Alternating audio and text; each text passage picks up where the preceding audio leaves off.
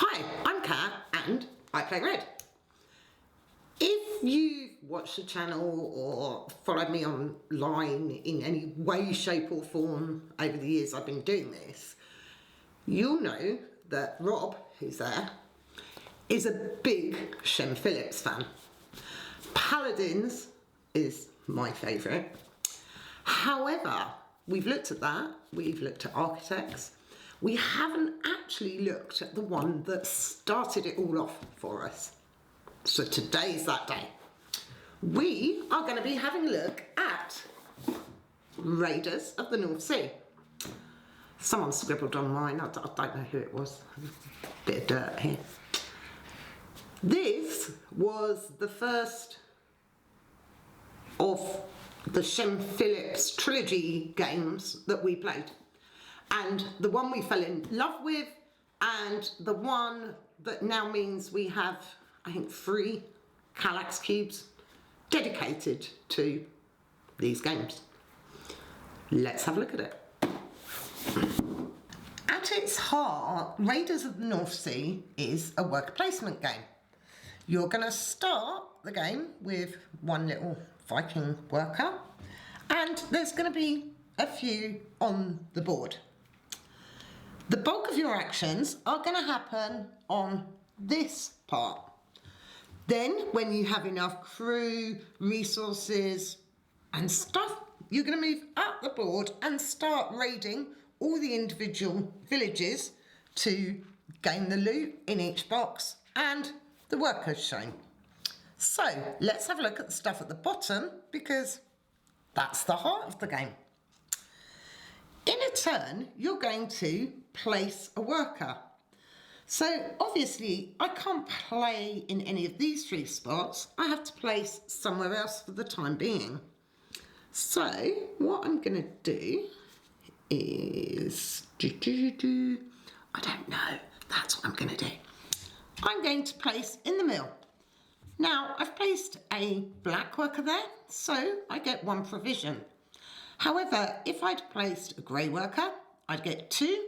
And if I'd placed a white worker, I'd have the choice of 2 provisions or a gold.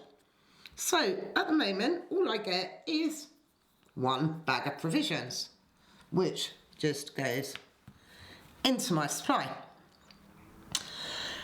The next thing I'm going to do in my turn is actually retrieve a worker from the board and do the action of the space. Bearing in mind I've just placed in the mill, I can't take this worker back. So I can select any of these 3. And what I'm going to do is take from the town hall. This symbol means I can play a card. I started the game with 3 cards in hand. Take my worker and I'm going to play this card. Now because I'm playing him rather than hiring him, I get to take the blue action. So I gain 1 provision and 1 silver. This card is then discarded into the discard pile. And I take 1 provision and 1 coin. And that's the end of my turn. So, as we started with, there are 3 workers in the village. So let's have a look at some of the other actions here. The gatehouse here means I can draw 2 cards from the townsfolk deck. We've got quite a lot of cards here because there's a lot of expansions and stuff, so we've just got them in 2 piles. So in theory, should be 1 huge pile that I'm bound to knock over. So 2 piles it is. So if I placed or removed from the gatehouse, I draw 2 townsfolk cards and they go into my hand. We have the town hall, which I just showed you. So you take the blue action of a townsfolk and discard the card. The barracks allows you to hire those townsfolk as crew members ready to go raiding. So if I put my worker on the barracks, let's have a look. I am going to play this berserker. He's going to cost me 3 coins, which I've got them. So this action now comes into effect. So if he is killed in a raid, he comes back into my hand. We'll talk about raids in a bit. He also has an attack of 4 for when we go raiding. Let's carry on with the actions and then we'll talk about raiding. So, the treasury. You can discard a card from your hand for 2 coins or discard 2 cards for a gold. So, I placed on the barracks, I'm going to just discard that, take my worker back and take 2 coins from the treasury. Keep an eye at the start and beginning of every turn that you have 1 worker in your pool. No more, no less. So I always pop him on my little player card here to remind me. Moving down the board, we have the armoury.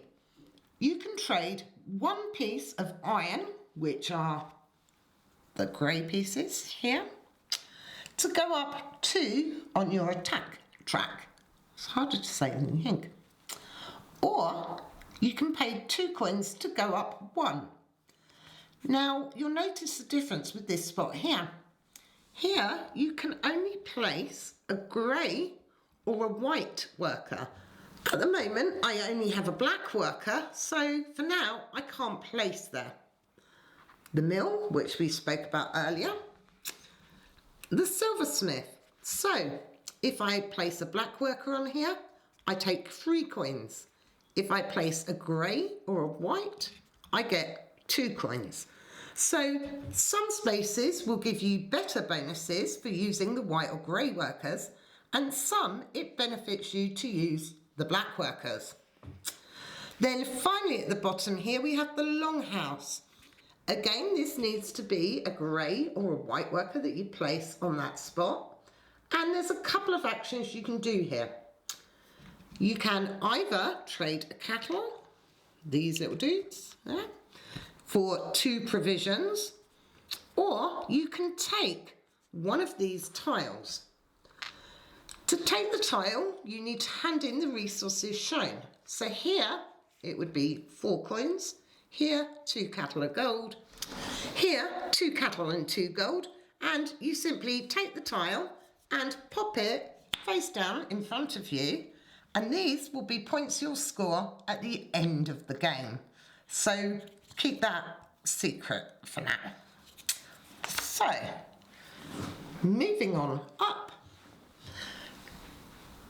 When you have enough stuff, you can start to raid.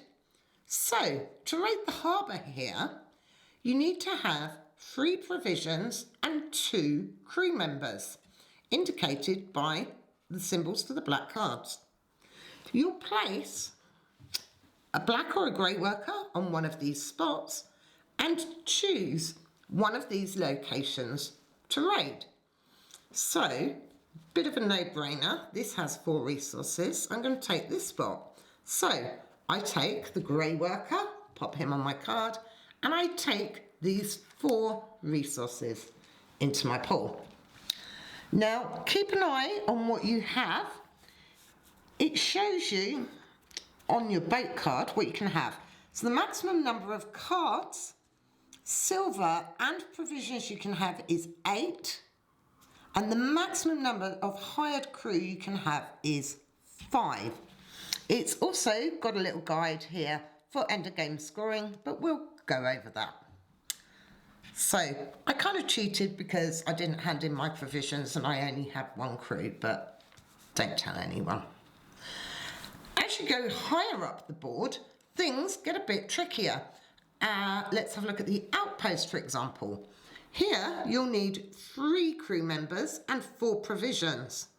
You must place a grey worker on one of these spots, and depending how high your attack rating is, will depend on the number of points.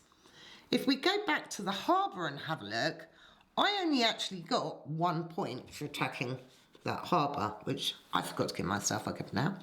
So I only get 1 point here. Whereas when you get higher up, having a higher attack is far more beneficial. So currently I have 4 from my berserker. I get to roll 1 of the attack dice, So that would be an attack of 8. So I'd get 2 points. However, I obviously need 3 crew members and I don't have 3, so the number's likely to be a bit higher.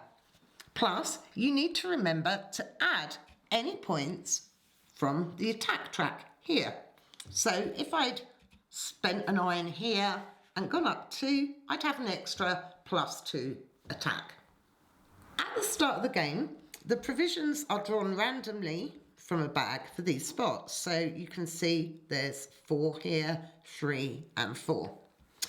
Now, there's 3 different types of provisions. We have gold, we have iron, we have cattle, and we have boo baddie Valkyries. Now, if you know anything about Viking history or Viking stories, you'll know that the Valkyries carried warriors off to Valhalla. And that's exactly what they do in this game. So, if I were to raid here with my 2 provisions, my 2 crew, and take these, take the grey worker, I'd get these 3 resources, but because of the Valkyrie, one of my crew members would have to die. So, I move up the Valkyrie track here to indicate that I have one. And this is where my berserker's really handy, because if he's killed in a raid, he comes back into my hand. So he's obviously going to be the one that dies, and he comes back into my hand. So we'll start with the simple raiding in the harbour, which are these 3 spots here. Then once you've kind of got a bit established, you move up to the outposts and monasteries. Now, there's a lot more required to raid up at this monastery. For example, here you need 1 gold, 3 provisions and 3 crew members. However, you get to roll 2 of the attack die and potentially get either 4 or 6 points for raiding these spots. Again, any Valkyries that you take as part of your loot mean crew members have to die, which isn't necessarily bad because you're going to go up this Valkyrie track and gain endgame points. So sometimes it's pretty good. And you'll gain different colours of workers. So at the bottom we have grey, then it starts turning into white until the fortress right at the top, which has all white workers. As I said earlier, there are some cases where they're better than the other colours and others where you won't get as good a rewards. But some spaces you will always need a grey or a white worker. So going down to the bottom of the board, let's have a look at what we can do here. I need to get my attack up, so I'm going to put my grey worker there, hand in an ore, just goes to one side, and go up 2 on this track. However, I'm now put in a position where the only workers I can retrieve are black workers. So I'm kind of going back down a level again. Keeping on top of the ever-changing workers you have is really important. So what I'm going to do is I'm going to take, I don't know, I'm going to take this guy and draw 2 more cards because I want some more crew. The problem is all of these cost money. So let's have a look at the crew that I've got in my hand. We had a look at the Berserker earlier. Now all the townsfolk cards have an effect that is in play when they're one of your crew members, or an effect you can play as a one-off at the town hall. So the blacksmith here, if I was to play him as a crew member, would cost me 2 coins, but if I made an offering at the longhouse with iron, I'd gain silver.